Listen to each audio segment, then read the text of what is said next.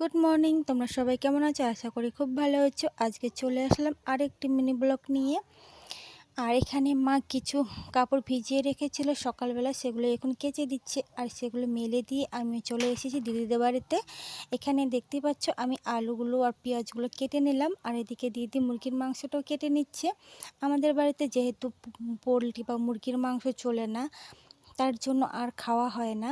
যখনই কাকু পোলট্রির মাংস বা মুরগির মাংস নিয়ে আসে, তখনই আমাদেরকে ফোন করে দেয়, আসতে বলে। তারপরে আমরাও চলে আসি। আর এদিকেও দিদি মুরগির মাংসটা চাপিয়ে দিয়েছে। রান্না বান্না করতে করতে অনেক রাত হয়ে গেছিলো। আর এদিকে কাকু নিয়ে এসেছিল ছোলা ভাজা, সেটাই এখন খাচ্ছি আর গল্প করছিলাম তিন বোন মিলে। আর সাথে আমার মেয়েও ছিল। আজকে আর খাওয়ার ভিডিওটা দিলাম না, অনেক রাত হয়ে গেছে। আজকের ভিডিওটা এই পর্যন্তই করলাম।